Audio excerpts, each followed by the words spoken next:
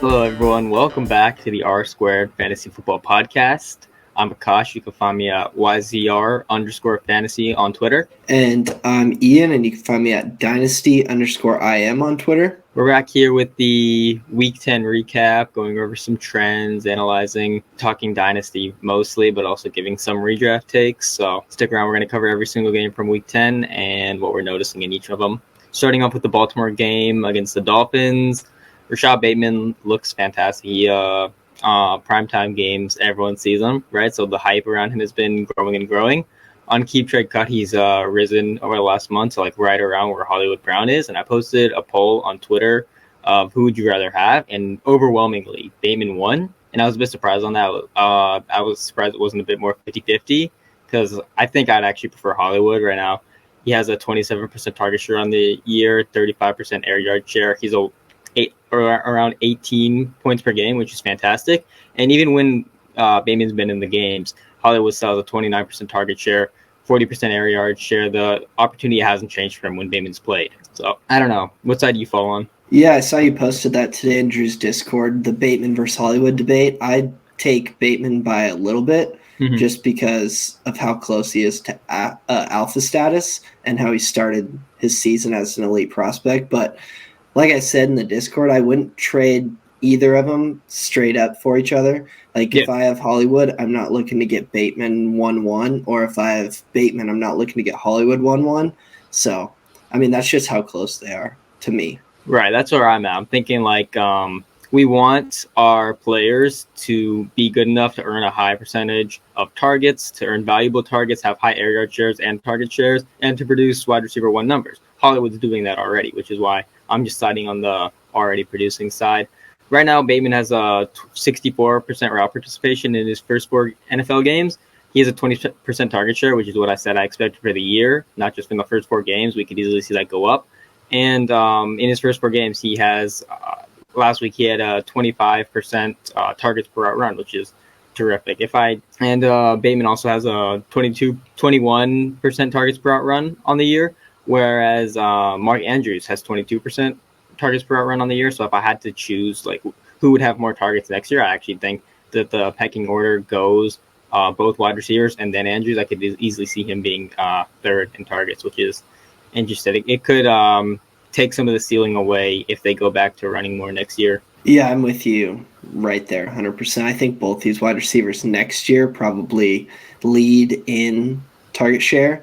And like you said, Bateman's hasn't done it like Hollywood has, but we can fully expect Bateman will be there. But then again, we like them both pretty much down the middle. I'll just take Bateman by a side. But anyways, looking at Miami on this side, another rookie receiver, Jalen Waddle, 17.6% target share.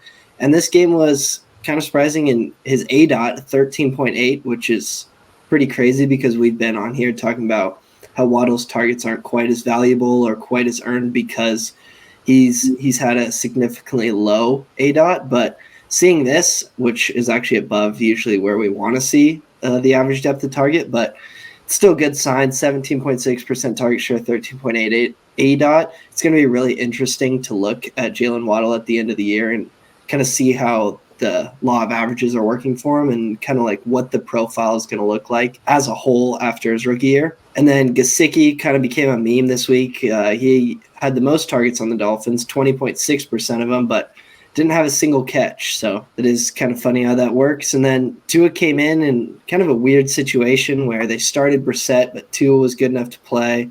Brissett was healthy to come back in, and then they just stuck with Tua.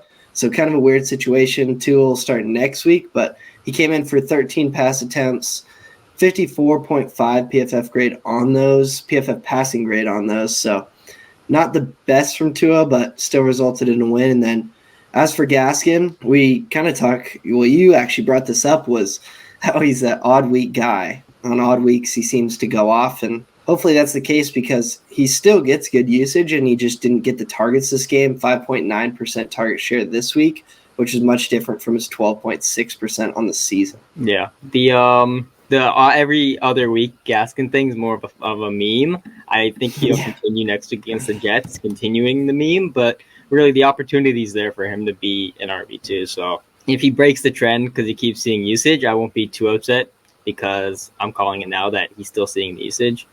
The next game, the Falcons versus the Cowboys. I praised Matt Ryan and the Falcons last week, and actually, right as I'm feeling more and more like a Falcons fan, they come out and thoroughly disappoint me. And a lot of pain. I had to turn the game off halfway through. It didn't matter because halfway through, I was only watching Red Zone, and halfway through there was like no more scoring, and the offense was. Neither team was scoring much because the game was pretty much over. But in the game, the underlying things, Kyle Pitts will be fine. Like, last couple of weeks haven't been tremendous performances. They've been okay. They've been like low tight end 1, high tight end 2. But he has 26% target share last week. He's doing fine without Ridley. He'll be okay. For a rookie tight end, he's doing phenomenally. Not a lot of dynasty takeaways from this game. Pitts is still an unacquirable asset. He's still top 10 for a lot of people. Ryan's a relatively cheap QB2. Patterson is at practice, so injury might not be that bad, and he's still a good buy now for contenders who want to win. Gallman's probably not it. A lot of his work came in garbage time, so that's pretty much it. Looking at Kyle Pitts, we talked about when Calvin Ridley went down, that every game without Calvin Ridley, he's at a 20% plus target share, and this was no different. Although the fantasy output wasn't there for an outrageous week for him, he still had 25.9% of the targets and a 2.22 yards per team pass attempt that week, which is just really good. So like you said, Kyle Pitts, he's already being treated as a top 10 non-super flex asset, but number one tight end asset, no question. And he's kind of just showing it, especially with Ridley out. But looking at Dallas on the side of the ball, who absolutely kind of blew him out. So we had a weird game script. It was still weird to see Amari Cooper at an 11.8% target share. We know that these games happen for Cooper because we've seen it before, and he's kind of being the beta to CD's kind of alpha. It's interesting to see him so low, and it definitely hurts because there's so much vulnerability week to week when he does have target share floors like this. But CD, on the other hand, this game, 23.5% target share, 3.03 yards per team pass attempt, minus the 3.03, which just means you were really, really good that week, really efficient. He's still really good on the year, 22.6%, 2.22 yards per team pass attempt, which talked about 4.2 is kind of where you get 2+ is kind of like that elite range. So to see this from CD, he's looking like a really, really good beta. I mean, he's one of those guys where I think the overall ranking or consensus ranking on him is going to be slightly overblown, which is why it's so hard to get like CD shares. But that doesn't change that he's still really good. I just don't think he's a top 3 wide receiver in all of Dynasty. Gallup returned this game, 14.7% target shares. Good to see in a return. I think we can expect around that, especially with Cooper and CD and Schultz still being like a wasteland tight ends. He's still taking up some targets. I think Gallup kind of sits around that 15 to 18 range, if I had to guess. And then Pollard, we saw 20.6% target share. It's likely more because of the game script. We saw him and Ezekiel Elliott take on more of an even op share.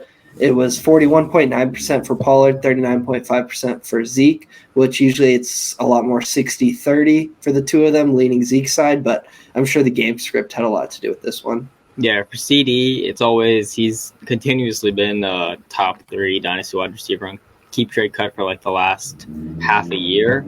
And I'll probably always take AJ Brown and DK Metcalf over him, as well as the consensus Chase and Jefferson. So I'm not going to end up with a lot of him, but he's still a really good player. Yeah, next game, the Saints versus the Titans. Tre'Quan Smith ran the most routes with Callaway just behind him. I tweeted this before we started recording that the Saints are the Lions of the South, and they have a bunch of Jag wide receivers, and sometimes one leads in target share, sometimes it's another, and you can't really chase it's just devoid of talent in that receiving core, so you can't really chase anything. Troutman has a 17% target share over the last 3 weeks, but only 58% route participation this week.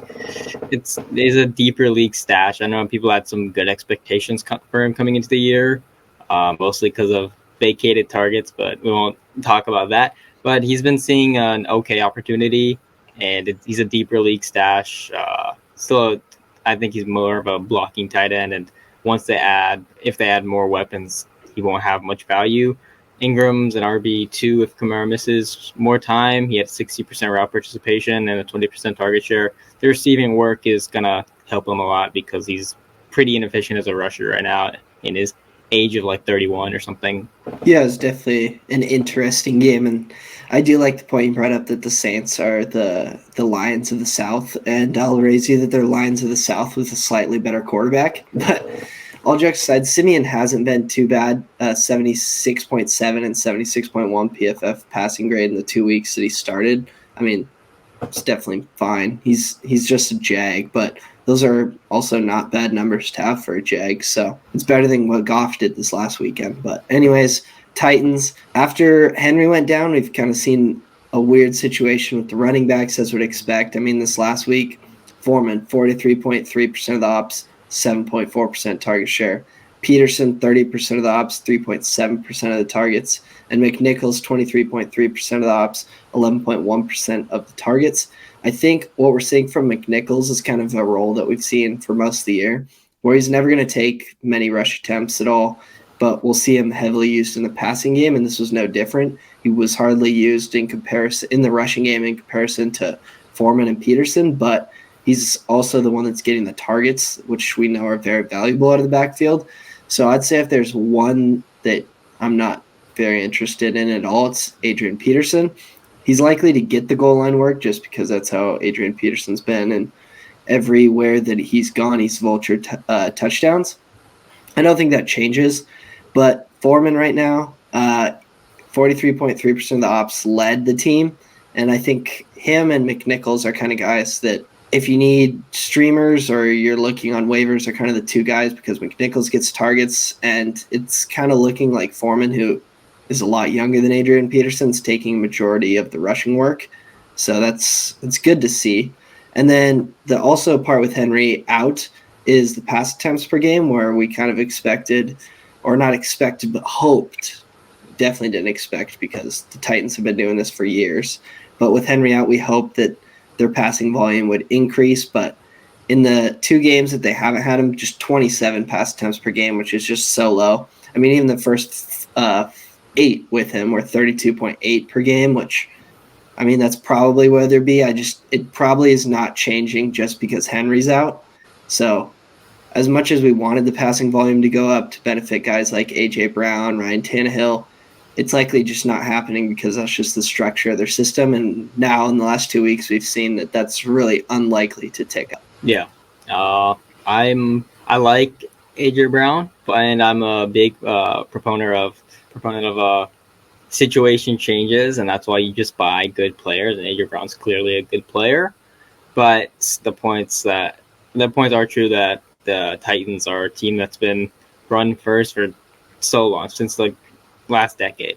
So it's tough. I could definitely see it changing. It's all about personnel. If they get a really good QB and move on from Tannehill in like a year or 2 or something, I don't know what's going to happen. It's definitely possible. It could change, but you don't want to bet on it, and that's what Brown's priced at. It's probably always be a low wide receiver 1, even with the low volume, just because that's his production.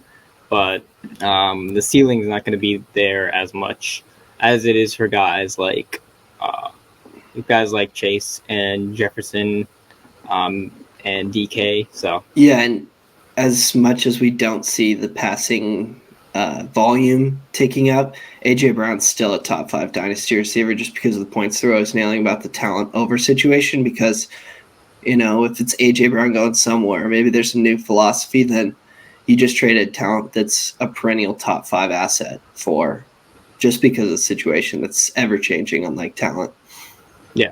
Even if the situation doesn't change, and even if the production doesn't reach top 5 like his value is, people are always going to hold on to the same things of he's a really talented player, and we'll just bet on the talent over his situation. That's why he'll maintain the value, even if the production isn't always elite. The next game, the Jaguars against the Colts.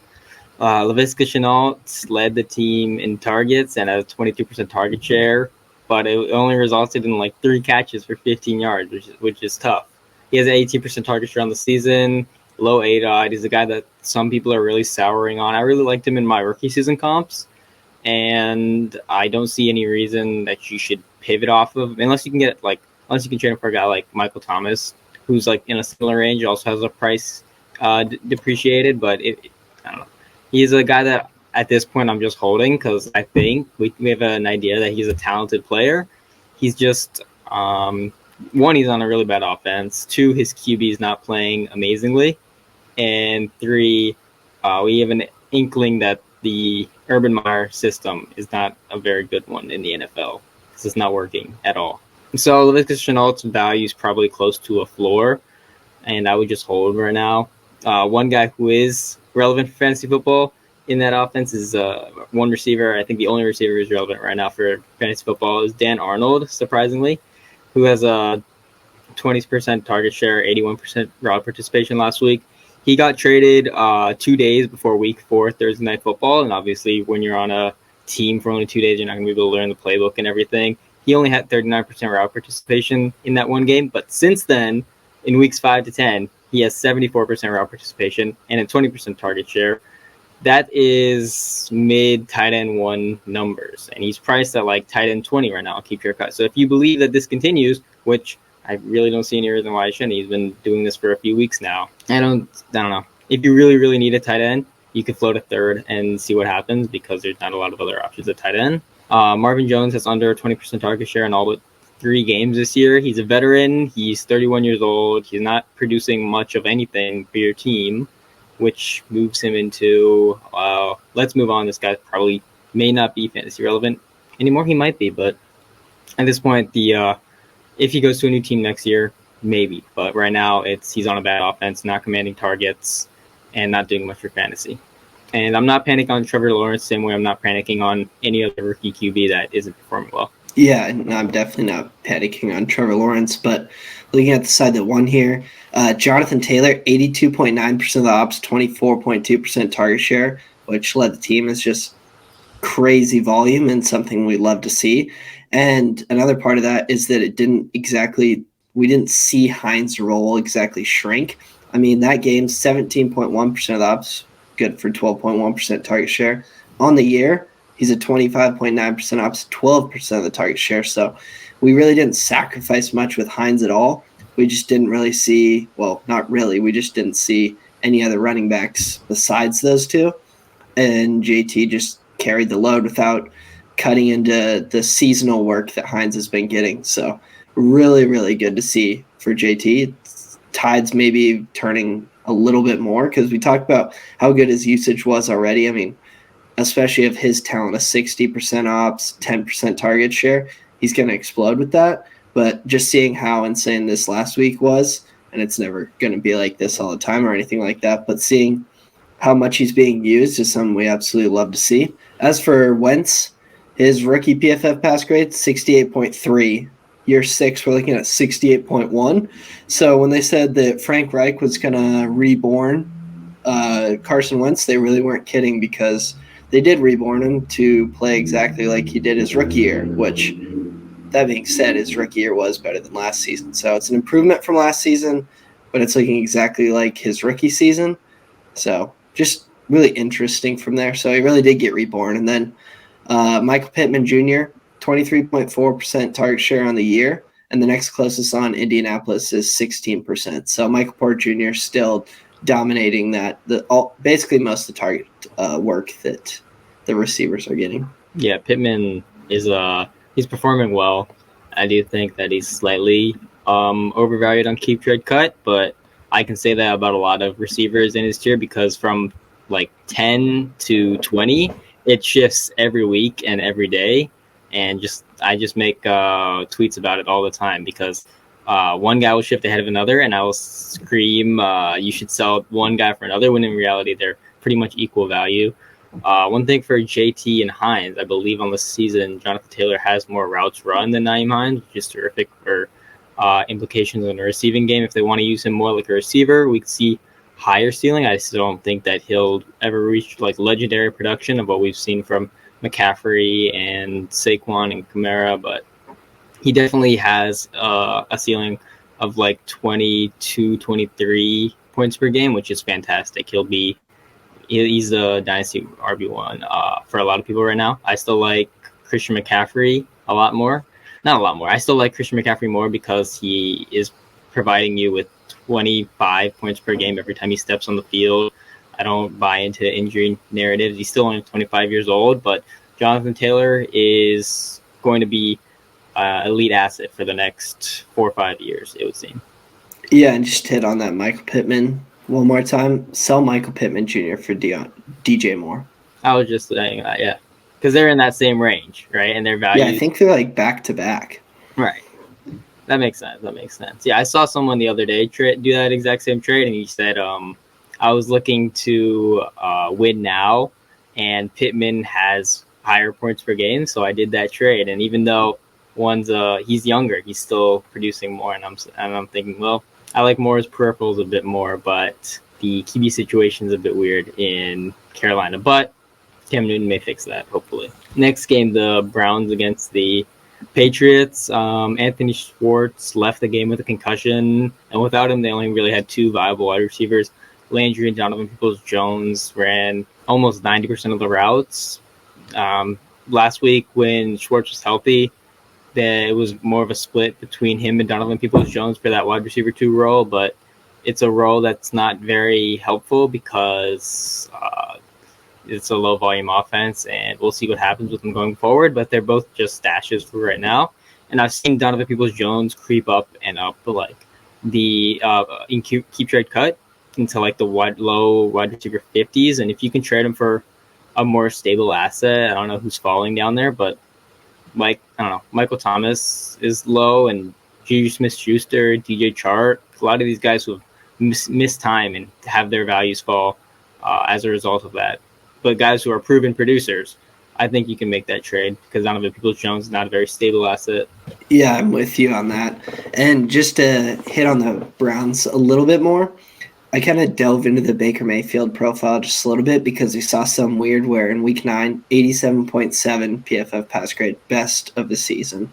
And then in week 10, it was 34.1, which is the absolute worst of the season. We've seen this hot and cold Baker. So I went back through his 4 years. In year 1, 79.9 PFF pass grade, 7.7% big time throw percentage, and then 3.1% turnover worthy play, which is pretty low. It's pretty good. And then all those other years, he took a step back in year 2, where it's 72.4 PFF, 5% big time throw percentage, and 3.7% turnover worthy play. So going into year 2, we saw his big time throws go down and his turnover worthy plays go up. Then he improved in year 3 from that, but he still was just like his rookie year. And now we're looking at year 4, 70.9 PFF pass grade. That's his lowest of the 4 years. 5.4% big time throw percentage. That's the second lowest of his 4 years. And then 3% turnover worthy play, which is part of the reason why we like him. Is right around where he's been his whole career. So Baker Mayfield's kind of like a plateau, if that makes sense. He's a what? He's a plateau player where from year 1 to year 4, we just haven't seen drastic improvements or we haven't seen drastic step backs. He's been who he's been. We haven't, from year 1, seeing what we saw with, he had a lot of big time throws. He kept the ball away from the other team's hands, and he was pretty good according to PFF. And then looking at this year, I mean, his big time throws are a little bit down from that, about 2%, but he's still the Baker that we saw in the rookie year. So kind of a weird, I don't know, you expect improvement from your quarterbacks, especially from year 1 to year 4, but all of it kind of looks the same for Baker. Mm-hmm. And that's the kind of player that fantasy football people hate, ones that have just been mediocre production for the first 4 years and they didn't see the improvement. It's why everyone suddenly went from ranking Juju Smith-Schuster the top 5 wide receiver to wide receiver 50. But I still think that he is a buy if people keep hating on him. And I think he's a buy as well because he's getting really low. He's definitely not the 25th best quarterback in fantasy. But it's just because his rookie season was actually quite good. Mm-hmm. But he just hasn't improved to like great where you have a really good year 1 like that. you kind of are hoping for the great ascension, but we've just seen him stay good. I would call it good. His He rookie hasn't season, he hasn't been bad. It was similar to like Herbert and Burrow in terms of those metrics that we care about, like PFF passing grade. Yeah, I haven't compared them specifically, but they're close. Like in like completion percentage over expected, EPA per play, they're all similar. But those two took their sophomore leaps, and that's why they're currently top 6 or top 8 dynasty QBs, whereas Baker isn't. But I still believe that he's a good player, and the situation is obviously not very conducive to fantasy production, which is why I'll buy if people are turned off by that. Because another talent versus situation where we're just taking right. talent. Exactly. And then in 2 years, when Chubb is 27 or 28, like, what's the system going to be like? What's the coaching going to look like? We have no idea how to predict that, but we can predict that Baker Mayfield's probably still going to be in the league, and he'll probably still be good at football. So that's the kind of players that we'll buy. Yeah, and especially when they're that low in value at QB 25 is where I last saw him. He's better than that. But anyways, looking at New England, speaking of quarterbacks, Mac Jones has been great. 84.8 PFF pass grade on the season, 2.4% turnover worthy play, which is really low. So he's been really good. But the thing is, we're seeing him at QB 27. And part of that, his 7.8 ADOT isn't terrible. It's a little on the low side, but it's not terrible. He's not making big-time throws as much as would like to see, but he's keeping the ball out of the other team's hands. But the under 2 rush attempts per game was kind of the big spot because with so many Konami code quarterbacks these days, you can be as great in the pocket as you want. But like Mac Jones, he's been really, really good from the pocket, especially as a rookie. But he's still QB 27 on the year. And we know, I posted this on Twitter today, we know Trevor Lawrence has been quite bad. He has not been good. He's only 5 spots in points per game behind Mac Jones. So that's kind of says something to the ceiling, the ceiling of Mac Jones, that it's limited because as of right now, he's not exactly making these big-time throws down the field, and he's not rushing, which we know how important that can be to the quarterbacks, especially with how many Konami code quarterbacks there are. Ramondre Stevenson in this game, 62.5% of the ops, 20% target share. I see he's a riser, but I think we just need to hit the brakes a little bit with Ramondre because it wasn't exactly a good prospect coming into the league. And we know that Damian Harris is going to be back next week. He's someone who constantly eats the ops. And the encouraging part was that we saw Ramondre Stevenson eat a lot of targets, which is something we don't usually see out of New England backs, minus the ones that specialize in it. But that didn't mean that Brandon Bolden didn't continue to be someone who catches passes out of the backfield. We saw him 12% target share, which since James White went down is about where he's been. So we didn't sacrifice Bolden's role as a pass-catching back. But, yeah, I think we should probably pump the brakes a little bit with Ramondre, at least how I've seen him rise on Keep Trade Cut.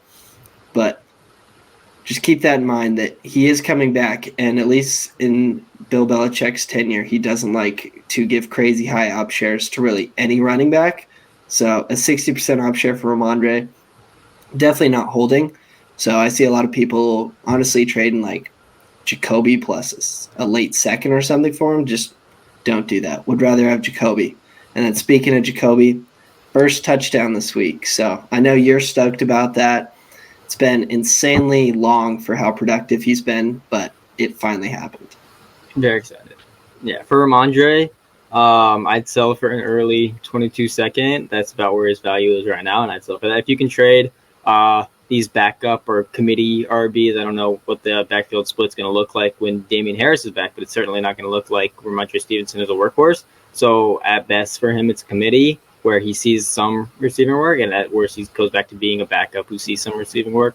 But if you can sell that for an early second in 2022, which looks to be not an amazing class, but it'll be pretty good. Like imagine trading him for a guy like Elijah Moore in that tier or that kind of prospect, right? Like from what I can tell from the Devy community, it's looking like that range if they get draft capital, Wan'Dale Robinson or David Bell.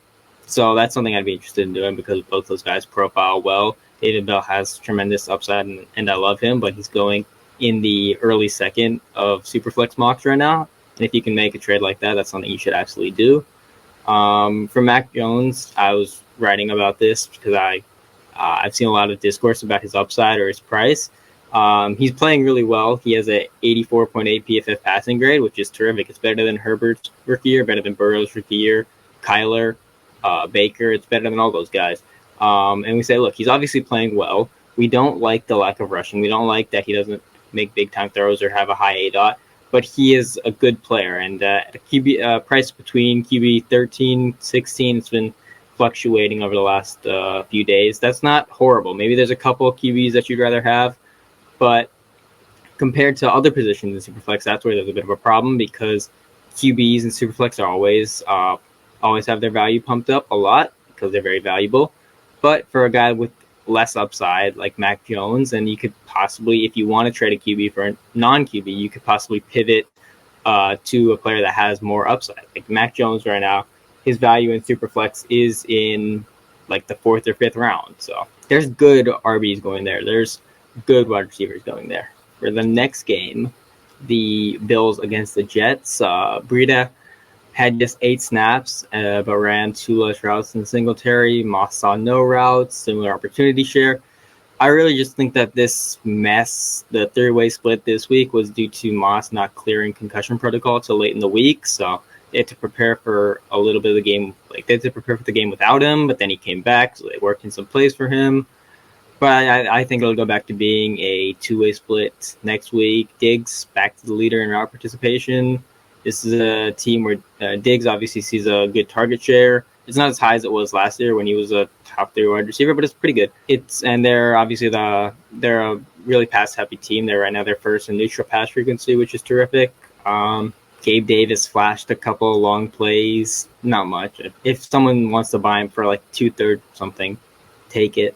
Not a lot of comments on Buffalo. It's just Allen to Diggs, and that's what you want to have. Yeah, it was really great to see. I had 46.4% target share for Diggs. I mean, absolutely love to see it. Great. But looking at the Jets' target share, we saw on the season now Elijah Moore with a 14.3%. And I might bring this up every week how he's just on track. He's being a productively good rookie beta, which is exactly what his profile says he is. And we also know that rookies kind of turn it on at the back half of the year compared to the first half of the year, and that's exactly what he's doing. So he is exactly on track. Like if there was a course that all good prospect rookie betas follow, Elijah Moore is just on that line. Just every single week, he's just on track. So there's no point to overreact to any of that. He is exactly who we're projecting him to be. Looking at the quarterbacks for the Jets, Mike White this week, 8% turnover-worthy plays, 48.1 PFF passing grade in Week 10, which gives him a 51.4 in the season, which, if we're wondering what Zach Wilson, rookie quarterback who is in the first half of his first season, has a 56.7 on the season. So maybe now we've kind of given up on that Mike White is the guy and Zach Wilson is not, for as crazy as that week or two was. At least now we can finally put it to rest. And then looking at the running backs, they were still heavily involved. Mike White's ADOT wasn't insanely low like it was when Carter went off, but 56.4% ops for Carter, 13% target share, which, again, that's pretty good usage. And then Ty Johnson, he was 25.6% of the ops, but 17.4% of the targets, so he was heavily used in the pass game. But I mean, this is much closer to kind of where we want the running backs at or expect them to be at.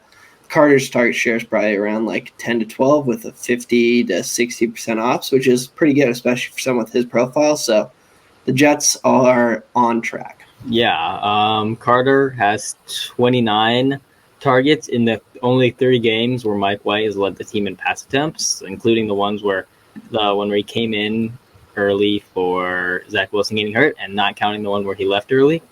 For you nerds who like math, counting at home, that's just shy of 10 targets per game with Mike White, which is an absolutely insane figure. He has 16 targets in the 6 games without Mike White, which is just shy of 3 per game. And for those of you who look at stats or know basic football or watch the game, it's very clear that Mike White should not be the guy going forward. As long as Wilson's healthy, he'll be starting, as Mike White's absolutely horrible. He's a check down Charlie, who can barely muster a positive completion percentage over expected. So I'm fine with not expect. I would not expect this kind of usage for Carter going forward. I would expect more of okay passing work, like an 8% target share, which is decent. But I would still sell him for a workhorse like Leonard Fournette or wide receivers in his range like Ridley, Sutton, Michael Thomas. I'm talking about Michael Thomas a lot on this podcast today. You should go out and buy Michael Thomas because his price is ridiculously low for the kind of upside that he has and the upside that he's shown every single year of being in the NFL. Anyways, sell Michael Carter, buy Michael Thomas. Don't get your Michaels confused, but that's the order you should do it. Yes. Yes. The next game, Detroit against the Steelers, the absolutely horrible to watch tie game. Something good, though, that Swift had 33 carries after some people say that he can't carry a load. He absolutely can. Hopefully, there's only one game, but I hope it quiets some of those people. 33 carries plus a 25% target share, which is something that I absolutely love to see. But he had both of his touchdowns sniped, which hurts for fantasy, but the opportunity, I love it. I love the opportunity. Hawkinson obviously had a bad game. Goose Egg had 1 target, 0 catches. Not a great game for him, but hopefully he bounce back. He's not jumping into the elite range that people are expecting coming into the year, but he's a fine high tight end one. High not in production, but in the fact that he'll probably finish top 5. Raymond and Amon-Ra St. Brown both had 25% target shares, just like the Saints, who are their brothers in the South. This is a team where the leading wide receiver flips almost every single week, it seems, and you just have to you can throw darts at one of them, but don't expect much. And hard-hitting take that I wrote here in my notes, Goff is bad. Yeah, I think that's fair. That's bold. That's very bold. But Pittsburgh, the better quarterback in this was Mason Rudolph, 67.7 PFF pass grade, which isn't exactly great, but it's better than Goff's 43.3, and it's actually the 3rd best of Ben Roethlisberger's 2021 season. So he was decent, especially for Pittsburgh, who hasn't really had very good quarterback production. But it was weird to see someone like Ray McCloud, 24.5% target share, eating about 1/4 of the targets this last game, 1.26 yards per team pass attempt, good for 15.3 PPR. So it's very interesting to see. But with Mason Rudolph, I guess it's not too out of the question. He probably works with him a good amount in practice, just not taking the 1 reps. But that didn't stop from Deontay Johnson and Najee from getting their usual usage. Najee's target share this week, 8.2%. It's a little bit under where we've seen him this season, but for Deontay, 26.5%. It's exactly, I mean, I guess it's a little down from where we see him just because he's been getting a lot of targets. But yeah, we've seen Deontay and Johnson and Najee Harris with Mason Rudolph now, and they still get the same usage. It just wasn't as good of an offense. And then Pat Freiermuth, it was very encouraging to see an 18.4% target share from him because Ebron was back. And that's something that in these weeks where his value's gone up and people have seen the hype and he's getting a good amount of targets, it was just really good to see because Ebron was finally back, and it was going to be interesting to see if they still targeted Pat Freiermuth frequently, and they did. Yeah, he's shaping up to have a good rookie season. I know he started a bit slow, but I think if he continues this, he could slide into the low tight end 1 range, which means, I guess, technically, he'd be the first rookie tight end 1 since, I guess, technically it'd be since Kyle Pitts. But if you're counting them, if they're saying they finish the season at the exact same time, then he'll be the first rookie tight end 1 since Evan Ingram, which is pretty good. Ingram had a good rookie season. And then before Ingram, it was Rob Gronkowski, who was a low tight end 1 in his rookie season. So it's good. It's a good rookie season for Pat Freiermuth so far. Definitely liking what I'm seeing. Next game, the Bucs against the Washington football team. Somehow Taylor Heineke always has Tom Brady's number and the Bucs number and always manages to perform against him. But the Tampa Bay side, even in the negative game script, which we had previously seen Giovanni Bernard get more work in, even though it was that Leonard Fournette was the receiving back, he had 27% target share and 83% of the opportunities. This is still a very, very cheap workhorse, which is absolutely amazing. He's only 26 years old, not like he's washed or anything. he could still have a few more years of usable production and even very cheap workhorse production, like we say every single week. Evans had a 9% target share, but scored on a long touchdown for the second week in a row, which is fine. I wouldn't overly panic.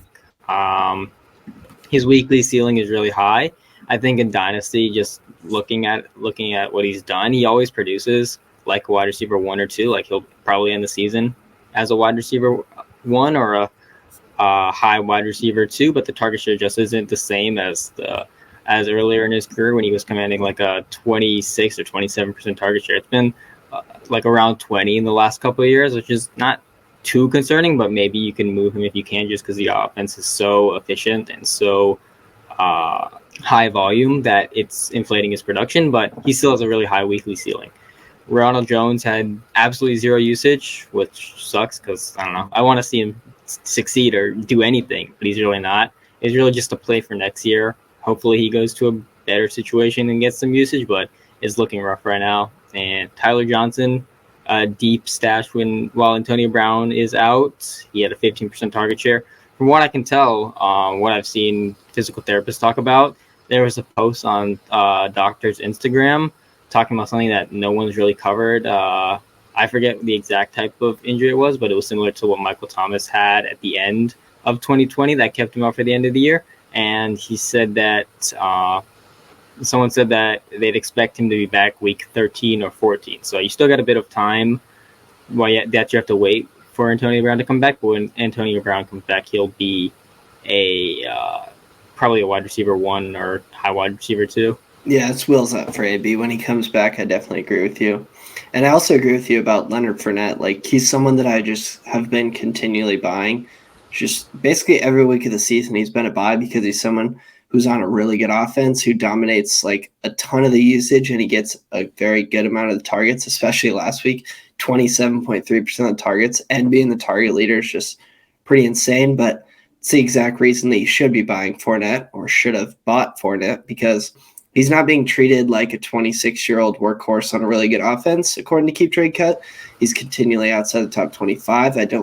Every week I've checked, I don't think I've seen him inside the top 25. So he's still a buy for me because he's a 26-year-old workhorse on a really, really good offense. So I'm just going to keep hammering that home. But as for Washington, who actually did win this game, it looks like Fitzpatrick's out for the season, at least according to a report that I saw, which kind of sucks for a guy like Terry McLaurin, who we were hoping would finally get a quarterback, because we know how good he's been to start his career. Every game, I mean, even just this game, 25% target share, 1.84 yards per team pass attempt. I mean, that's not great, but it's actually low-end numbers for what McLaurin's been producing. He's got like a 28% target share on the year.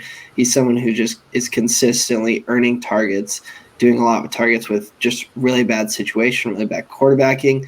And Heineke, looking like he'll probably start the rest of the season, is someone who's just like the rest. He's not very good in passing. I mean, 32 out of 36 eligible quarterbacks in PFF pass grades, just really not good, and it kind of sucks because it's not really what we wanted from McLaurin. But looking at the backfield, Gibson this game fell in the end zone twice, which helped his fantasy output. 70.3% of the ops is really good, but the 6.3% target share is just, it limits the ceiling, because there's a guy like McKissick who has 16.2% of the ops in week 10, and he still comes away with twice as many targets, 12.5% targets share, as Gibson does, despite seeing incredibly less opportunities. So that's kind of the thing with Gibson. He fell in the end zone twice, great fantasy production, but that lying in the target numbers and the receiving numbers that are ever so important to being a top running back, like many people that drafted Gibson are expecting or hoping for, just isn't going to happen, because that's what McKissick's doing. Yeah, I believe that Gibson only had 3 less routes than J.D. McKissick, and his most carries, I believe, of his career, if not the season. So that's good. He looks back, and if he's running almost as many routes as J.D. McKissick, hopefully we see the target numbers go up. Obviously, J.D. McKissick's a good receiver, but who knows? Like we see in Indianapolis, you can have 2 receiving backs, especially when you only have 1 viable wide receiver. But Gibson's just not doing it right now. I was looking at the 26-year-old workhorses, and obviously you have Alvin Kamara. at keep trick up RB5. He's 26 and relative workhorse. He is an RB1. You have Dalvin Cook, obviously. Austin Eckler is being a bit more like a workhorse. He obviously makes his money in the receiving game a lot, but he's seeing more rushing opportunity than he has in any season of his career. Ezekiel Elliott, RB13 right now. Aaron Jones falling a bit because of injury. He's RB16, still 49th overall, so he's going like the 4th or 5th round.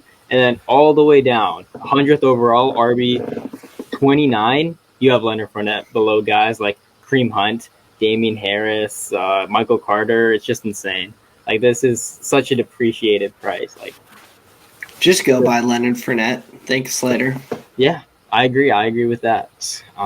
He has tremendous rushing upside and receiving upside, making a workhorse. Speaking of tremendous upside, Carolina has the RB with the highest upside in all of football.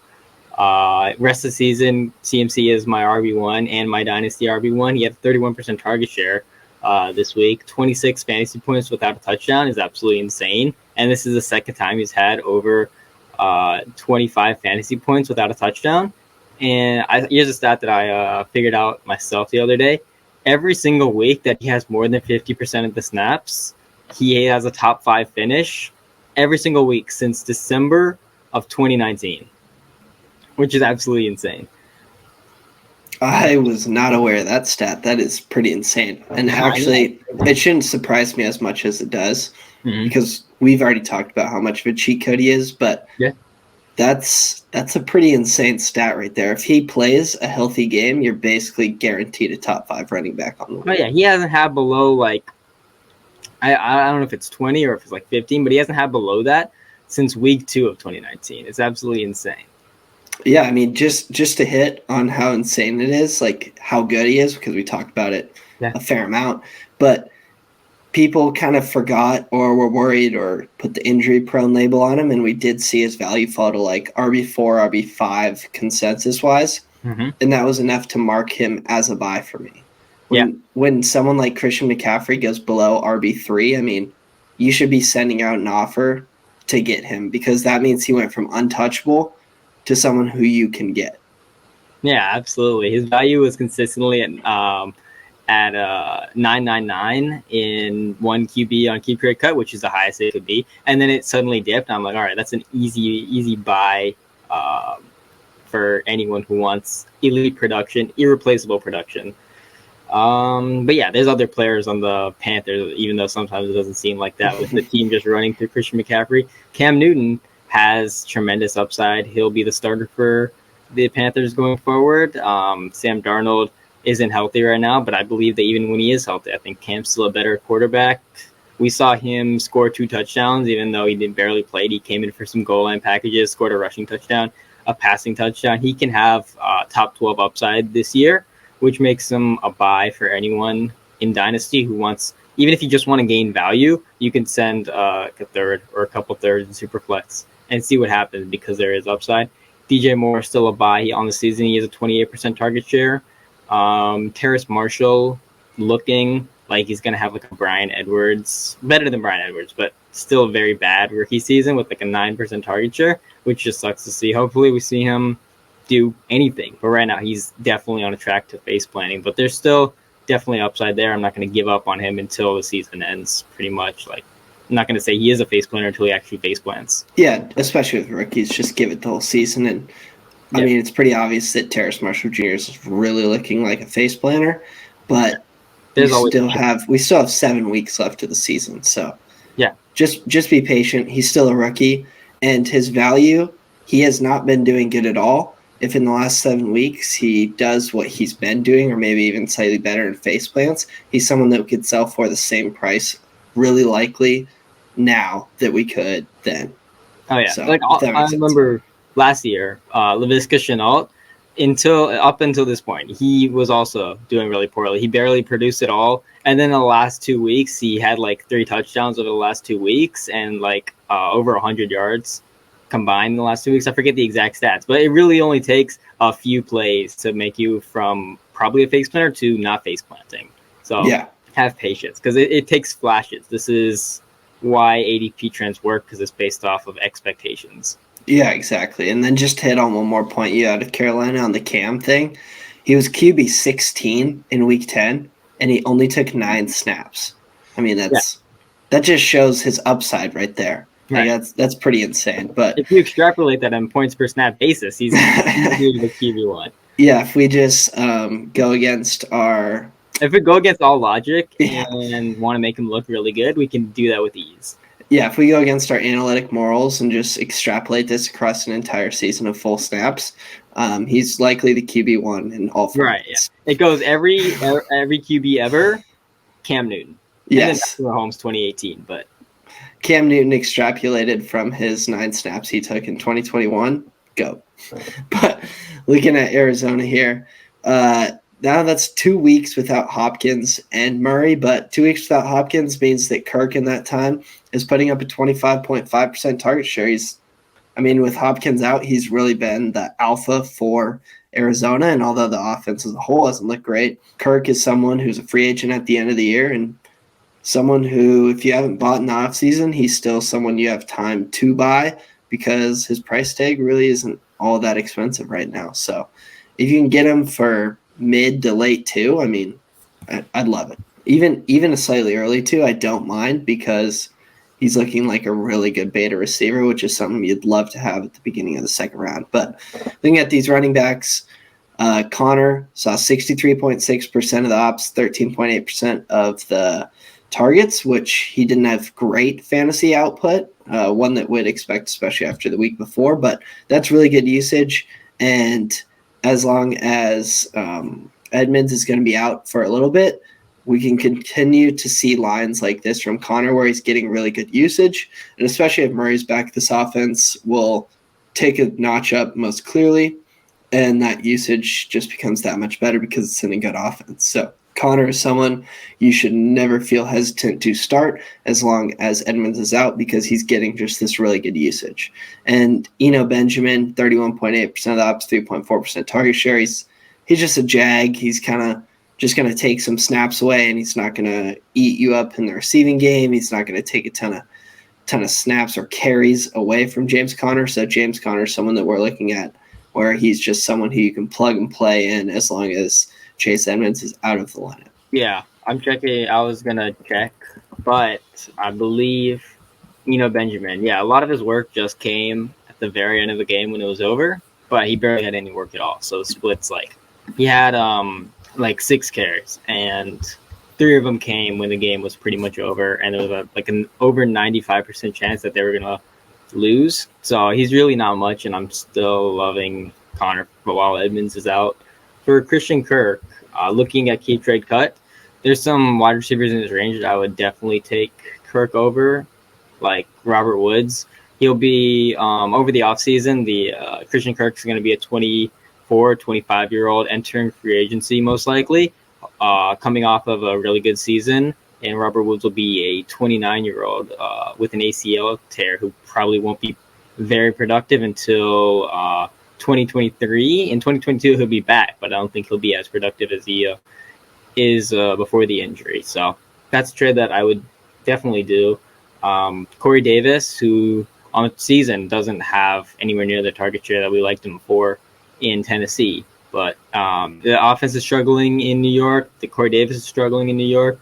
So if you can do that trade and get Kirk for Corey Davis, that's something that I wouldn't be totally against. There's options there. He's still cheap. The next game, the Vikings against the Chargers. Justin Jefferson is tied for Dynasty wide receiver 1 with Jamar Chase. I keep flip-flopping between them. They're both fantastic. Kirk Cousins is a cheap QB1, cheap low QB1. Right now he is, and last season he was. It's an efficient offense with 2 stud wide receivers. Thielen's obviously hitting an age curve almost. He'll probably hit an age curve within the next couple seasons, but Kirk Cousins will still be productive at worst a QB2. Conklin's technically a tight end 1, but it's not much. When Irv Smith Jr. comes back, I think Conklin's value is going to fall a lot, but Conklin's season right now is actually more productive than any season of Irv Smith Jr.'s career. So kind of like what we what we saw last year with Schultz and Jarwin, where people were just putting Jarwin locked back into the starting role when he comes back. Maybe we don't see that. Maybe we see Conklin do that. Something to monitor for the future if you ever need a cheap tight end dart throw. Yeah, I'm with you there. And I was actually just looking at Kirk Cousins because I wanted to make the point, but he is QB 10 in points per game on the year. And that's kind of the upside that we're seeing, because I just want to give appreciation to Kirk Cousins, who's got a 90 PFF pass grade, which is the best of his career. And not just the best of his career, but it's the best so far of 2021. He has put up the number one out of all 36 quarterbacks. He has the highest PFF pass grade on the season. So this is basically what you see where you have a pocket passer who doesn't rush much. This is kind of the upside that you see with him, unless they have just extreme high passing volume. This is pretty much what you'll see. You see a QB 10, like fringe QB 1 is basically going back to Mac Jones. If he's going to be a Kirk Cousins, like the high end of Mac Jones is like a low QB1, low end QB1. So appreciation at the same time for Kirk Cousins, who's passing the best of his career, but also just kind of perspective on what high upside looks like for a really, really good pocket passer, because what Kirk Cousins is doing is actually really, really good. Looking at the Chargers here, Herbert, 61.9 PFF pass grade, 2.6% big-time throw, and 2.4% turnover-worthy play is something you don't want to see in Week 10. Herbert's had his struggles as of late, but we know he's a good quarterback. He's been ascending above his rookie year. It was just one of those weeks, and kind of as of late, he's had some struggles, but for these to be his struggles are something that we like, because they're really not that bad, especially when you have a guy like Keenan Allen, who you have, and you pepper him with 33.3% of the targets in that week, 27% on the season. So when you could pepper such a guy like Keenan Allen with targets in your bad games and that many targets, you're still going to be successful. So even though they lost, it was barely a loss, but Herbert is someone who can be successful even in his down weeks, which is basically exactly what you want to see, because every single quarterback, and we're going to hit on one where we have two really good quarterbacks who just played terribly in just a couple games. But yeah, this is the stuff you want to see from a really good quarterback. Is yes, they're going to have those bad games, but when your bad games can be this, we're going to live with it, because variance, that's why. Yeah. And then just on one more piece for the Chargers, Eckler, 73.9% of the ops, 18.2% of the targets. Just great. That's all around fantastic usage for a running back. And that's not even that far off from what his season is. 68.2% of the ops on the season, 14.8% of the targets on the season. I mean, that's just a good game from Eckler, and just usage that, honestly, we'll probably see again this year. Yeah. The people at the beginning of the year who said that Eckler can't handle a workload are certainly eating some crow right now, which is great to see. It's the same thing. I remember over the offseason having a discussion with someone, and they said that Swift could be like Eckler, and that he's not seeing, he won't see a lot of rushes, but then Swift sees a lot of rushes and Eckler sees a lot of rushes. I think people need to remember these guys are running backs. Their job is to run the ball. Sometimes they're also good at pass catching, but these guys got their jobs as running backs because they're good at running a football. Yeah, actually, just one more note that I have on the Chargers here. This one's more so funny to me, but my point was that Mike Williams hasn't had an ADOT below 13 since week 3, and that's kind of who he's been his entire career. He's a super high ADOT player. And then this week, he puts up a 1.6 ADOT. Like, I mean, it doesn't mean anything, and it'll never happen again probably, but it's funny to talk about and look at, because that is the opposite of the point I was making. You should tweet about that and say that they turned Mike Williams into Laviska Shenault. Yeah, they turned him into Rondale Moore. Yes, even closer. They turned him into a running back after he had too high of an ADOT. How many targets did he have? Like 3 or something? And it was just 5 by 3, 1.66? No, that game he still had a 20% target share, which I should probably look how many times they threw that game. Yeah, they threw only 34 times a game, which is low for their season, but he still saw 18.2% of the targets. So, which is like 6, right? Well, I have it hidden, but yeah, it's 6. Yeah. That's hilarious, though. So he was just used as a running back. I don't know why you'd use your 6'4", 220 wide Yeah, receiver and as Rondale Moore. really good downfield threat. I mean, that's obviously why they've used him there for so Exactly. many years, because he's really good. It's just not good for fantasy. But then they Right. just turned him into a running back last week. I looked at Herbert's passing chart, and it's really just only on the inside and close to the line of scrimmage passing. So that's really favorable to Keenan Allen and Austin Eckler, and sometimes Mike Williams if they want to use him as Rondale Moore. But yeah, then next game, the Philadelphia Eagles against the Denver Broncos. Hurts had a good game. Season long, his PFF passing grade is 14th. So he's looking like he's developing well throughout the season. You know, maybe we'll start eating crow, but he's doing well. I'm starting to shift my take to he'll probably be replaced to maybe he's replaced, but maybe not. These QBs in the upcoming 2022 class certainly don't look like anything overly special. There's no Burrow-like prospects. There's no Trevor Lawrence-like prospects, nothing like that. So there's no like slam dunks for the Eagles to replace him. And maybe there's some more upside going forward. Maybe even another season at worst of high QB1 production for not QB1 prices. But maybe we can adjust going forward, but maybe other people adjust before us because a lot of people, their priors on Hurts were that he was a good QB who needed time, whereas our take was that he wasn't very good as a rookie and he was a second rounder. So maybe don't give him as much leash as other people are giving him. For the running backs, Scott and Howard had similar opportunity share, but Gainwell ran the most routes. It's really just fall into the end zone if you're one of the running backs who's not the receiving back, and then Gainwell's the receiving back. Not helpful for fantasy, but Miles Sanders should be back after this week, which is good. Sanders, his price has fallen to like RB31 on Keeper Cut. For as much as we like Leonard Fournette for having a really low price for a locked-in pretty much workhorse, Miles Sanders is still on his rookie contract and going to be a starter, and people are just treating him like he isn't a starter. He's below guys that don't have as much upside and guys who might not even be starters next year. So Miles Sanders is a cheap, sneaky buy, but I'll never buy him when I could just buy Leonard Fournette for the same price.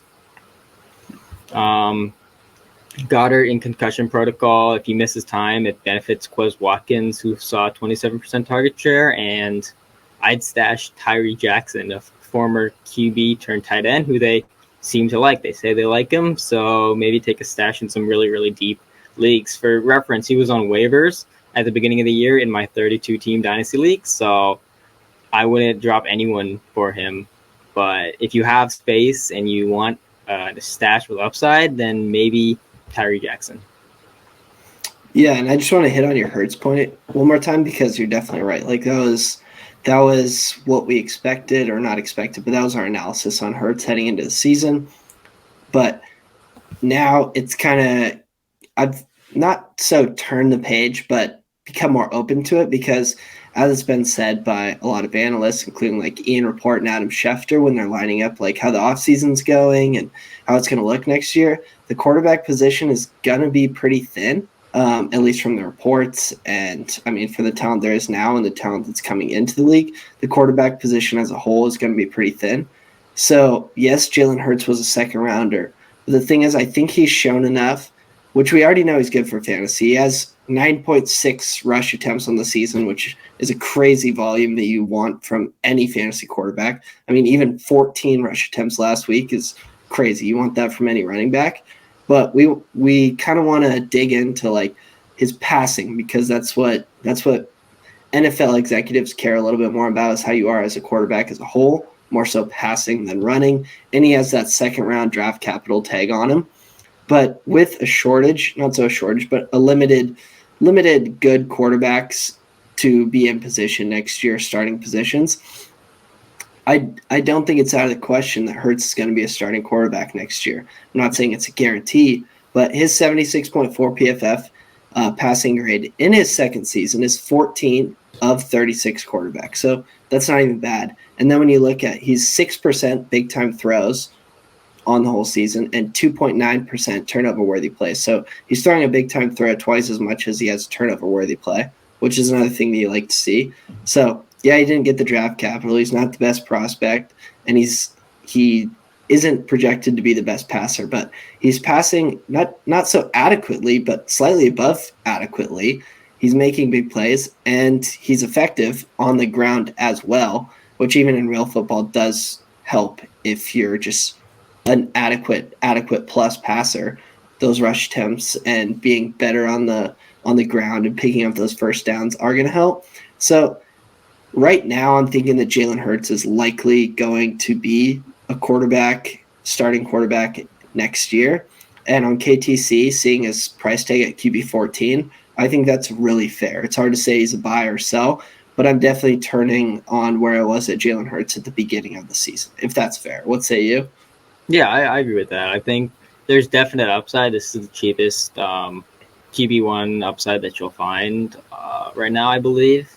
But I don't want to sell that kind of upside for any other QB, but I'd say I'm moving towards the same conclusion of Hurts probably ending up as a starter in 2022. I think even if it's probably for the Eagles, if not if he is a starter, but there's always a chance if they want to bring in a veteran quarterback and not draft one. I don't know why they would, since they have a bunch of draft capital to build around a young quarterback. But if they really want to do that, then Hurts could easily start somewhere else, because if there can only be 32 starting QBs in the league, and I think Hurts has shown that he can be a top 32 quarterback in the league. Yeah, and it's just an opportunity.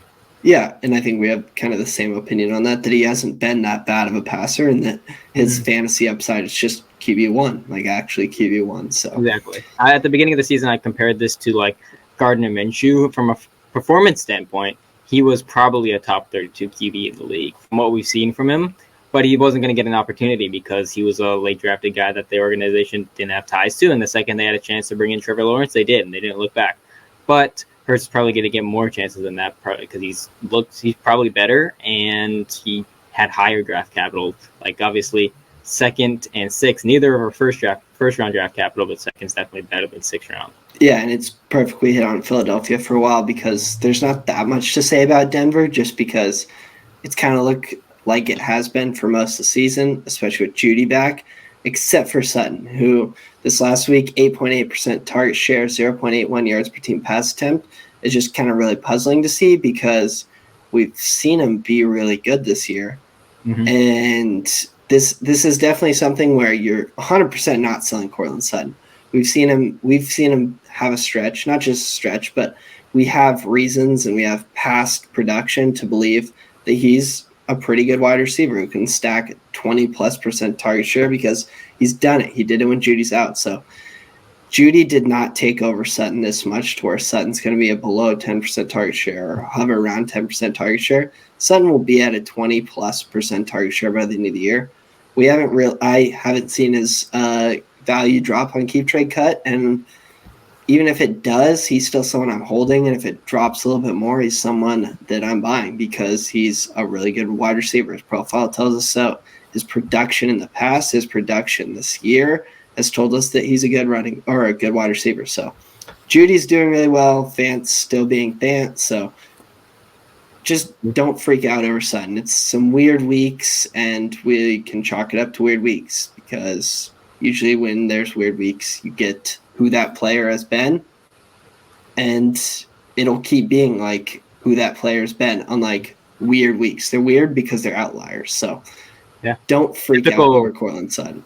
Typical variance, right? His price has fallen on Keep Trade Cut. I think it's just like over the past 30 days, he's fallen like 25 spots. So I definitely think that there's some reason, there's a reasonable buy angle, like I don't know. So his price has fallen where I don't think he's suddenly become bad at football, and the fact that he is a free agent after the year. So if you really think it's Judy or Tim Patrick who are killing his target earning abilities right now, which it isn't because he suddenly didn't become bad at football. But if you really think that he is a free agent after the year, so you could say, okay, he's going to maybe goes to a different team and is an alpha there. If he's not going to be an alpha on Denver, which he could still be because it's only been a couple weeks with Judy back, and there's no reason to overreact to a couple weeks.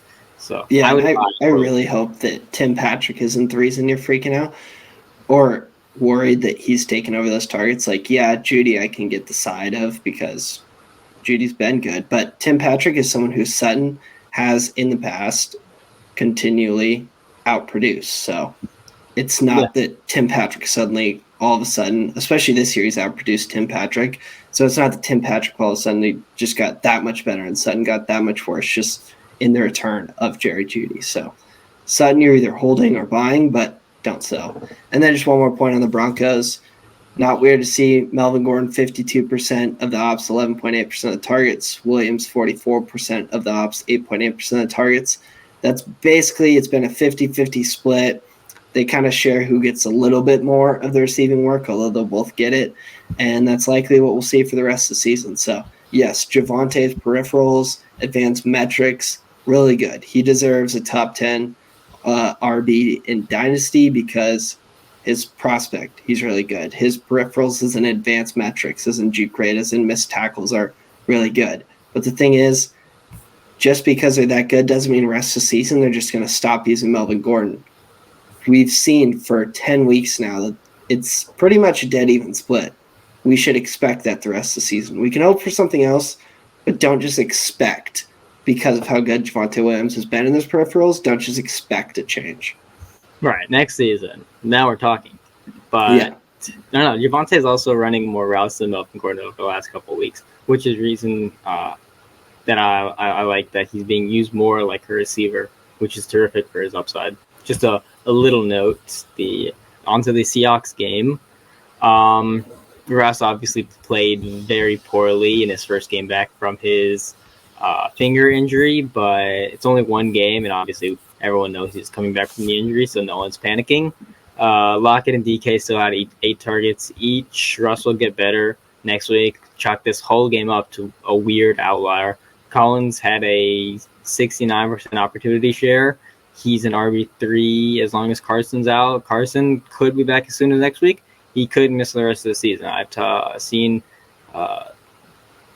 physical therapists or doctors on Twitter talk about how the situation is volatile and his neck condition is possibly arthritic, which means he very well could be out for the rest of the season. If he tweaks it wrong or if something flares up, that's definitely within the range of outcomes. So if you're in a relatively deep redraft league, I would consider holding on to Collins just in case something happens, because it's possible. Everett had a 21% target share. Something interesting. Maybe there's a opportunity for you to stash him in a deeper league. It's on the season. DK Metcalf and Tyler Lockett have a 26% target share and a 27% target share. I'd say that with Russell Wilson back and hopefully playing well after this week where he didn't play well, hopefully they would go back to what we saw last year where they're both low wide receiver ones. Yeah, I'm with you there. It was kind of surprising to see that Lockett now is a slightly higher target share on the year than Metcalf, which I think happened last week, but I didn't really notice. But 27% to Metcalf's 26.2%. It's still a super funneled offense, and we like them both. They're both basically being treated as alphas this season because it's such a funneled offense. But yeah, Russell Wilson, 29.3 PFF pass grade. I just put rusty, LOL. Like, I didn't take the time to look through his entire career to see if that was the worst game of his entire career, but I think there's a really good chance that was probably the worst game of his entire career. So Russell Wilson's still Russell Wilson. Dwayne Eskridge, maybe it's D Eskridge now. I think he said he wanted to be called D. In his first game back, he only ran 4 routes and had 2 targets. So something to monitor for him. He missed the first half of the season. Was it his first game back? Maybe it was. Maybe it was. Yes, yeah. It was his first game activated. He got activated with Russ. But he missed the first half of the season with concussion injury, which sucks to see, because to miss that much time with a concussion really sucks, because if he gets another concussion or something, he might very well be out of the league or something. There's a low floor for him. As a prospect, he was okay. He was an old rookie, but he was still relatively productive in college. He missed a season. But to have that concussion and coming back, hopefully we see more from him in the next couple of weeks. But if we don't see anything from him for the rest of the season or anything, it's hopefully more 2 wide receiver sets, which just means a more funneled offense for DK and Lockett. Yeah, exactly. And then just to look over the other side of the ball, Green Bay, the team that didn't get shut out, Aaron Rodgers also wasn't wasn't good. 44.5 PFF pass grade. Basically just shows he's a little rusty after he's not with the team for a bit. Week 1, he had a 44, which is his worst of the season, and then this one was the second worst. So we should expect Rodgers to bounce back the same way he did bounce back after week 1. But then looking at Devontae Adams, just because we already know how insanely good he is, and if you're a contender, you should buy pretty much for his value, his market value price, like wide receiver 7, I believe, on Keep Trade Cut. Like you should buy him for that as a contender because he's just that good, and he has a weekly floor that is insanely high. But this week, 31.4% target share, 2.11 yards per team pass attempt. And then I've talked about how there's been a few players like Myers or Pittman that's like 10% higher target share than the next closest person on their team. How about 20% more if you're Devontae Adams? On the season, 19.8% more than the next closest of Aaron Jones. He has a 34.6% target share in the year. The next closest, Aaron Jones, 14.8%. That's crazy. So a running back, yeah. Wow. Yeah, that's crazy. But yeah, then just to hit on the running backs for Green Bay, it looks like Aaron Jones, who we just talked about, is out 1 to 2 weeks. I do see his Keep Trade Cut value crater a little bit, which I really hope it's not because of a 1 to 2 week injury, because that would be insane.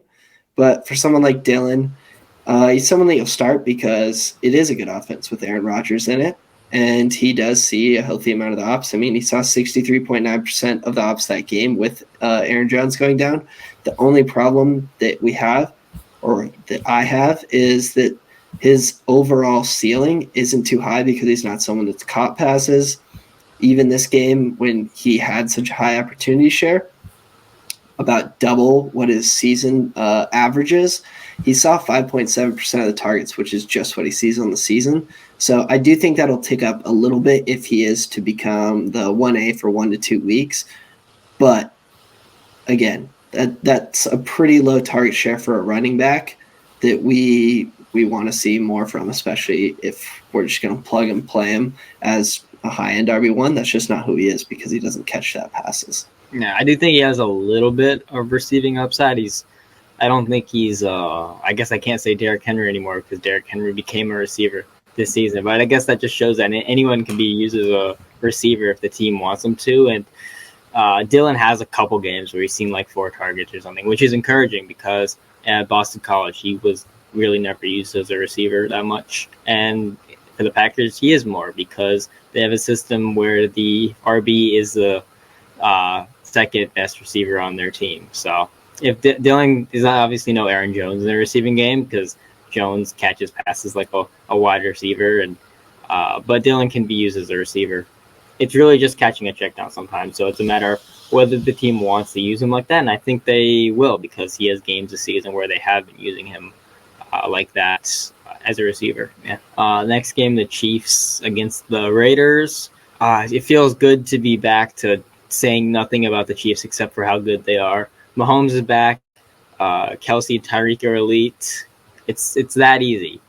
Also, Miko Hardman was 4th among wide receivers in route participation, and he had less routes than DeMarcus Robinson and Byron Pringle. I don't know if he got hurt or something. If he did, ignore everything I'm saying. But if he didn't get hurt, then he was fully healthy the entire game, then maybe he's getting overtaken or shoved out of the offense, or not shoved out, eased out of the offense, or maybe this is one outlier game. But Miko Hardman is a guy with such a low floor because I don't think he's a good player at all. And Darrell Williams had 9 targets, which is higher than any that Clyde Edwards-Helaire has seen in any game of his career.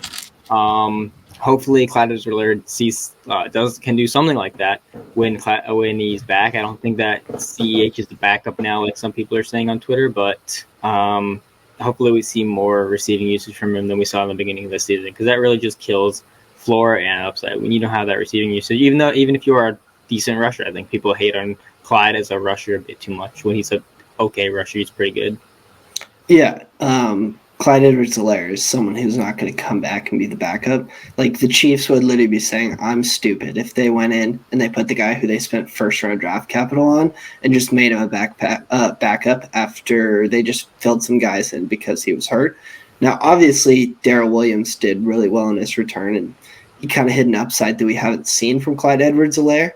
especially in the past game last week, like an 18% target share or 18.8% target share. Like that's something we'd love to see from Clyde Edwards-Helaire. But he's going to be the starter. He's not going to come back in. And at the beginning of the season, we saw before he got hurt, he had like a 5.6% target share. We're now seeing the Chiefs offense start to get in a little bit more of a rhythm and be more of themselves, at least last week, to where you shouldn't worry about that. I think Clyde Edwards-Helaire, someone who saw a 10% target share as a rookie, is not going to be the guy who went hurt and when he went down had a 5% target share, which clearly limits how good he was going to be fantasy-wise. Now, it's weird to see Williams like this because we didn't see Clyde like this his rookie year, and before he went down, we didn't see him reach the upside. But yeah, he's someone who's going to come in. He's not going to be the backup. He's going to eat probably 60% of the ops, and hopefully we're hoping for like 10+% target share. And games like this is something we absolutely hope for with Clyde Edwards-Helaire. So he's not going to come in and be the backup. But looking at Las Vegas, Bryan Edwards, 11.8% target share in Week 10, which is funny because he was supposed to be the alpha when Henry Ruggs disappeared. And that's really close to his 11.4% on the season, so it's almost like it didn't even matter for Edwards. I mean, I even saw some tweets that, all right, if Edwards steps up this game, or if like it's step up time, he showed that he's the alpha. If you've never been the alpha, you can't just have one game where you show you the alpha, and then when you do the same thing you've done your entire season, you're not the alpha. So Bryan Edwards, especially at value, like we kind of hit on, like with Mecole Hardman and stuff, where they have this delusional ceiling because of some random piece. Like for Edwards, it's that he was hurt last year and that he was one of the lowest. He had 100 percentile breakout age using PFF profiler, or not PFF, player profilers criteria for breakout age. That's part of the reason why people have this delusional upside with Edwards. So guys, just sell him. If you're listening to this, you can sell him for a receiver who's better and will be productive more the rest of his career than Bryan Edwards. Like, just like you're on that value, there's a lot more that you can get with Bryan Edwards that'll produce a lot more than Bryan Edwards. But that's enough about him. The tight ends, Darren Waller, or not tight ends, but the tight end, Darren Waller. He's been disappointing to some, but he still ranks first in target share amongst all tight ends in the league at 23.7%. He's fifth in yards per team pass attempt, 1.58. In keep trade, he fell to tight end 6, which he's been like tight end 2, tight end 3 for most of the year. So he's someone, just quick, see if someone in your league is treating him as just a huge disappointment, and see if you can buy him at bottom end, tight end 1 prices, because Darren Waller, really rest of season, there's like, if Darren Waller finishes second or first amongst tight ends rest of the season, I will not be surprised in the slightest. Yeah, definitely. Him and George Kittle have fallen. It's ageism. They've fallen behind Andrews and Hawkinson when they're better. They're older, but they are definitely better. I think they have a better shot. Both of them have better shots at providing you with elite tight end production. Like Andrews and Hawkinson can give you like 12 to 14. That's what I'm pretty sure they are giving you. 12 to 14 points per game. But if you want to shoot for more upside at tight end and really want to win your tight end position against your opponents, then that's the kind of players that you should be attacking for cheaper. Yeah, I agree with that. Looking at the Rams, with their first game without Woods, the Rams offense struggled. Losing a player like that will always hurt your offense because he's a good like run blocker too, right? But this offense should get back on track because they're a good offense. They have a good line. They have a good weapons. They have a good quarterback. It's good running backs. Like they have everything they need to be a good offense. They'll adapt to missing Woods. Kupp stayed Cooper Kupp with a 31% target share. Van Jefferson was the second receiver because OBJ was still getting up to speed. He had a 17% target share. OBJ played 15 snaps, got 3 targets. There's some discourse about him being who ruined the Rams, which is absolutely ridiculous. I don't think we have to talk about it because hopefully if you're listening to this, then you also follow us, and so you know that the takes against OBJ, him being toxic and everything, is absolutely ridiculous. You can still buy him for similar prices that he was going for before he joined the Rams, and I think he'll end up as their wide receiver 2 for the rest of the season once he gets up to speed. Darrell Henderson left the game to be evaluated for concussion, but he still had a 65% opportunity share, and he's still the workhorse guy. When the offense returns to form and Henderson remains the workhorse, then he's still one of the cheaper workhorses that you can get. I would still prefer the cheap workhorse of Leonard Fournette to him, but as far as cheap workhorses go, it's hard to find one's cheaper than Henderson, at least for the rest of the season, because Akers probably won't be back until maybe he comes back to the playoffs and makes a miraculous recovery, but probably will be back next season. Yeah, if you're a contender in Dynasty, I think Henderson, who's on a good offense and sees basically a bell cow role, is someone you should buy because in Dynasty he'll be valued cheaper because of the unknown. And if you're a top contender, buy Leonard Fournette and buy Henderson because both those guys are on good offenses and they see a ton of the usage, which is what we stress all the time. So if you're a very, very top contender, just buy both, honestly. Yeah, and Cordero Patterson, all of them, the rest of the season RB1s that you can get for cheap. If you can get all three of those, I mean, you are making out fine. Like, you have a really good chance. If you didn't, which you should already if you're buying them, but you will have just a great chance. You just got to fortify. The running back position, you need good depth because these injuries can just kill your team. Like, if you have, like a guy like Saquon or something, and you miss him for the last 5 weeks, and he's one of your better RBs, and you have no depth behind him, it's gonna kill your chance of getting like a crucial buy for your playoffs or something like that. So RB depth is important, and when you can get depth pieces like this who also have upside on their own, it's something that you got to take advantage of. Yeah, and these are the cheapest bell cows that you can get on the market. James Conner, another one. We're just rattling off. Yeah. I mean, we've hit basically if you're a contender and you're listening to this, like start sending out offers because we've told you every cheap bell cow that there is in the league. Yeah. But just hit on San Francisco to finish off the podcast. Which is actually something we expected at the beginning of the season. We saw a funneled passing offense between George Kittle, Deebo Samuel, and Brandon Ayuk. I mean, we had the weird stretch of Brandon Ayuk, but what he did his rookie season is prolific enough to believe in the talent, and now we're kind of finally seeing it into fruition. Yeah, he's still the third guy in the pecking order behind Deebo and Kittle, but it's a funneled offense to where he's going to be someone who sees a 20+% target share the rest of the season. So Brandon Ayuk, if he's super cheap, you should buy him, and especially in an offense where it's so funneled, he's someone you shouldn't worry about too much about Kittle and Samuel just taking over everything that he is, because it's not what happened. He just weird things is what happened. Yeah, definitely. His price is still low. It's still like it's still wide receiver 32, which is something I'm fine with because if he's a third option in a concentrated passing offense, sure, sometimes they employ a more run-heavy approach, and by run-heavy, I mean running it over 40 times a game and passing less than 20 times a game. But that was just one game last night. Most of the time, they're more neutral, but he can still be a productive wide receiver 2 or 3. Yeah, and he will be, especially with how prolific of a rookie year he has. I know Drew hits on it all the time because he had a historic rookie season. So just buy talent because it's another situation like we're talking about where it's talent is that much better than the situation. Exactly. I'm with that. Yeah, I love to see all 3 of them be productive because when you have good players, you end up with when you have a lot of good players, you end up with concentrated passing offense. It's like the Ravens too. Now everyone was saying Bateman can't come in because Hollywood and Andrews are already productive, and then Bateman comes in and he's productive too. And he's very productive. Yeah. Basically, you should write off those narratives if you're drafting like rookies too, because then you hear the thing with Bateman, it's a low passing offense, and they already have a couple weapons. It's not going to be anything. Yeah, except for the talent is that good that he's going to earn those talents. I remember how before the draft, everyone had Bateman like as their wide receiver 2, and then after they're like, nope, I'm pushing him below some wide receivers, and I'm also pushing him below Trey Sermon. Yes, because I look at landing spot. No, yes, don't do that.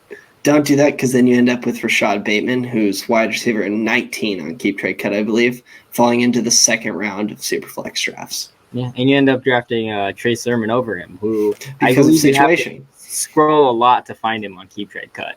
Yeah, he's kind of disappearing off the website. That's shocker. It's almost like he wasn't a good prospect. Huh. It's almost like he bought into situation over talent. It's almost like he's Joe Williams. Anyway, that'll probably wrap it up for the R Squared Fantasy Football Podcast. Thank you so much for listening. I like this episode. Felt a lot more loose and fun. Oh yeah, we could go a little bit longer. So if you enjoy listening to our voices for an extra 30 minutes, thank you. Have a good one. Yeah. Bye.